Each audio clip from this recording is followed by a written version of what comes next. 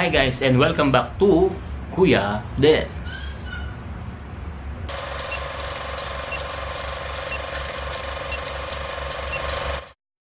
Welcome to Kuya Dens! So from 10 to 1 tayo. Tip number 10. Yan, ibang anggulo. Dear Puso. Kuya Dens, huwag kang kalimutan na mag-subscribe sa channel ni Kuya Dens. Ma'am Liza. My vlog, my rules.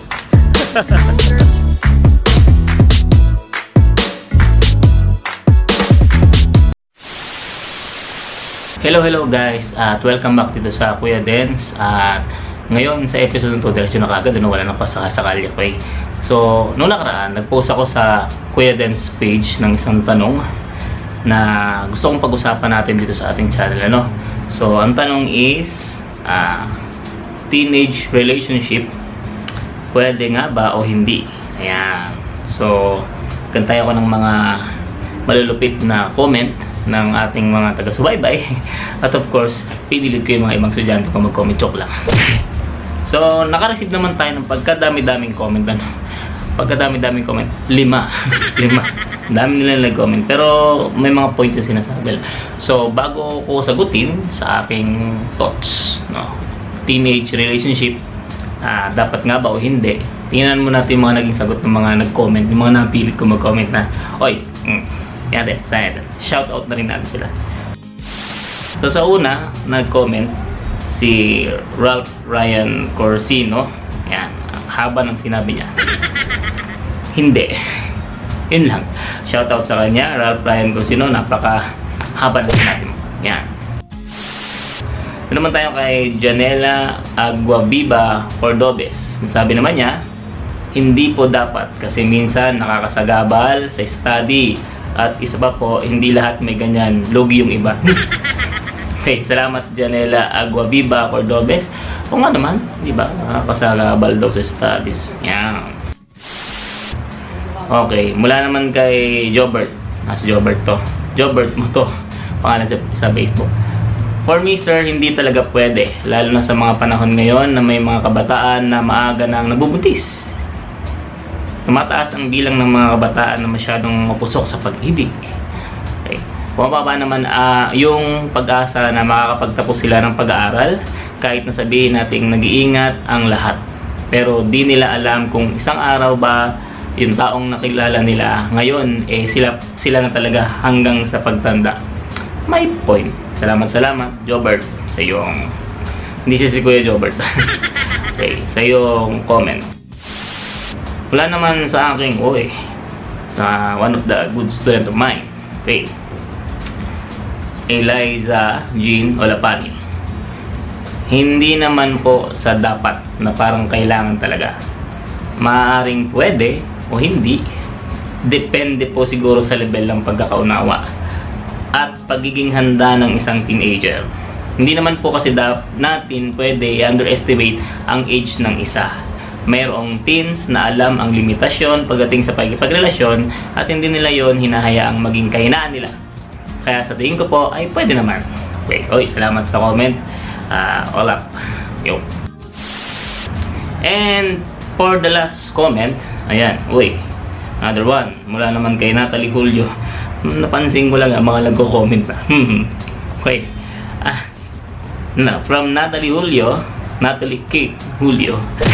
Yes, basta alam mo yung limitasyon mo at di nakakasagabal sa studies mo, make this as your inspiration. Ganun.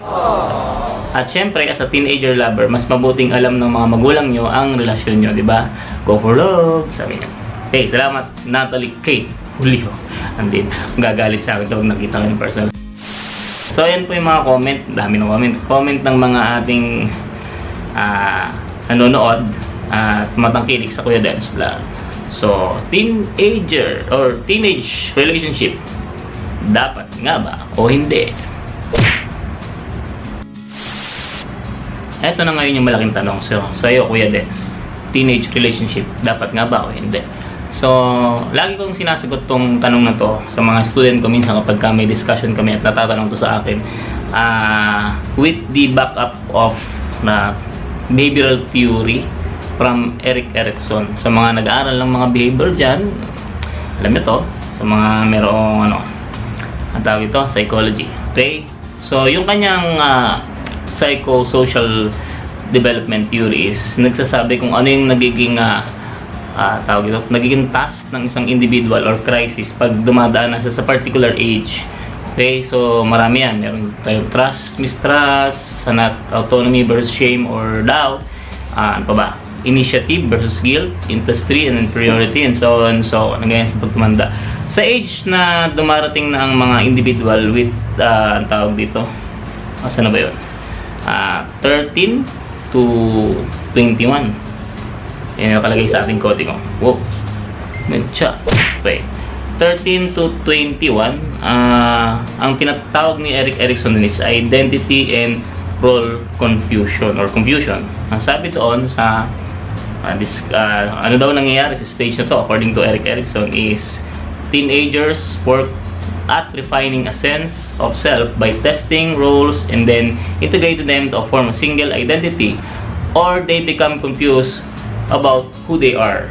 Okay, with that idea from Erik Erikson, teenagers sa 13 dumugtong hanggang 21 is na individual establishing their individual identity o kanilang pagkakakilanlan. So kung ano ba yung kanilang role sa society, kung meron ba silang nakuhang particular role in the society or darating sila dun sa tinatawag na role confusion, which is malilito sila kung ano nga ba talaga sila. Parang yung mga nakikita nating meme sa internet, no? Yung bata daw nagpapaalam na lumabas ng gabi. Sinabi ng magulang na bata pa siya. Yan. Ano namang nagluluto, pinagluluto. Nautusan ng nanay naman ng pagluluto. Sabi naman, malaki ka na, tanda ka na, dapat alam mo paano magluto. So, nalilito yung bata. Ano ba talaga? Okay? In that sense, yung ganong age to, nagde-develop sila ng identity or role sa society. That's why, itong mga age na to, nandito pa yung pinakamataas na percentage ng competition eh. Tingnan mo na lang sa eskwelahan, diba? Sila yung mga nagpapataasan kung anong top, nagpapagalingan, hindi naman lahat, pero more so, parang sila yung mga, ito ako. In that sense, okay, yung mga nasa teenage na magkakaroon ng relationship, hindi pa siya ganon kabuo, or hindi pa siya doon sa talagang the sense na gusto mong pumasok sa relationship. Lumalabas, kung makikipag-relationship ka sa edad na ito, teenager, with the theory of Erik Erikson, you are going to a relationship because of the identity. Lumalabas ganun. So, siguro, dahil palasak na merong karaniwang sa mga edad na to, meron ng boyfriend, girlfriend, gagaya ka. Identity. Okay? Gusto mo na meron kang pinupost sa Twitter, sa Facebook, sa Instagram, identity. Gusto mo na meron kang parang ganito, ganyan, identity, lumalabas. Kasi, most ng mga, hindi ko lang alam sa iba, most ng mga nakakausap kong teenager, when it comes to problem sa relationship, ganun ang sinasabi nila. Hindi pa nila buo kasi, hindi pa kasi ito age of maturity talaga eh. Okay? Yung susunod na stage, according to Erik Erikson, ang tawag doon is intimacy versus isolation. At nag-i-start yun sa age na 21 to 39. Sako pa ako. Yeah. Okay, so dito na daw nabubuo talaga yung tinatawag na sense of relationship o yung talagang bakit gusto mong makipagrelasyon. Okay, so dun sa idea na yun, dapat o hindi dapat ba na makipagrelasyon ng teenager? Kung ang nakikita mo pa lang sa sarili mo ay you're establishing your identity, siguro hindi mo na. Kasi maaaring hindi ma-develop ang identity mo kung meron kang dinidevelop na ibang characteristic sa pagkatao mo. Okay? So, sa usapin namang maturity, I don't think na merong teenager na enough na yung pagiging matured to understand others' feelings, others' way of thinking. Sabi nga nila na kaya mo ba na bang intindihin yung pagkatoyo ng isang tao, mapalalaki, mapababae, tinutoyo. Okay? Kaya mo na bang tiisin yung pinakapangit na ugali ng magiging partner mo? Hindi ba? Yun yung point na marami kang sasalansangit. Marami kang pagpapatupatungin na tanong bago mo ma-sense na you're ready for a relationship. Kasi it's a responsibility. Tandaan niyo, kung hindi mo pa kayang i-handle yung sarili mong responsibility, why go for another responsibility? Kaya ang nangyari, nagkakawindang-windang relationship. So yun yung sagot ko. And of course, it's also biblical din naman na kapag hindi pa matured enough to handle relationship, hindi pa yun dapat pinapayagan na magkaroon ng relasyon. So kung halimbawa ako personal, mga may lumalapit sa akin kung okay ba o hindi, sinasagot ko nung ganyan. Yun yung reason ko. Kasi it will be chaos kung papasok sa isang sitwasyon na yung sarili mo hindi mo pa kaya i-take care. Sarili mo, hindi mo pa kilala yung identity mo. Sarili mo, hindi mo pa naiintindihan. Paano ka handle ng iba? Diba? Mahirap ng sumusurrender ka na sa iba kung hindi mo nga kayang pasurrenderin yung sarili mo. If you're pursuing to have an identity, particularly in yourself or sa society, go first, find your place. Ika nga. Hindi naman minamadali ang relationship. Kamusta naman si Kuya Dance, diba?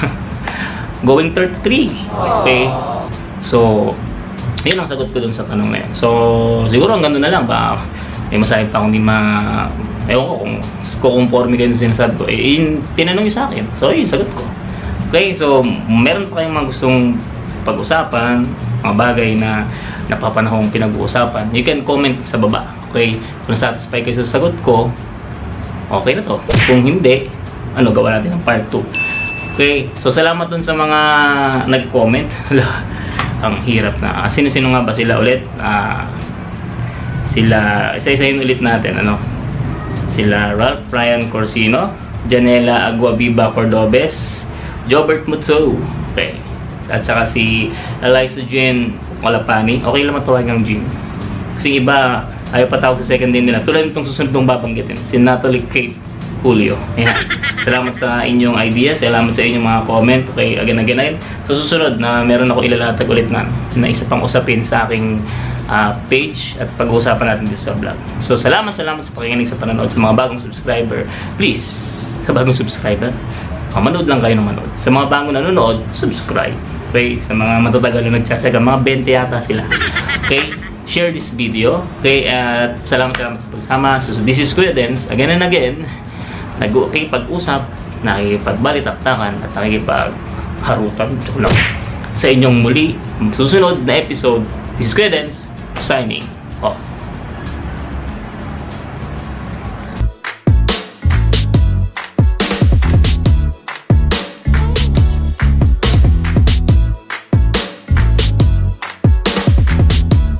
Oo nga pala mga Kuya Dance, so binubuhay ko ulit yung aking page sa WordPress. Bakit nga ba? May special reason ako. Kanina pa. Ako pala. Okay. Kaya binubuhay ko. So, sundan nyo yung mga old topic ko doon sa WordPress. And siguro, pagka may time, gagawa tayo ng mga bagong topic sa WordPress. So, Kuya Dance at wordpress.com. Okay, inulit ko, Kuya Dance at wordpress.com. Salamat. Ciao.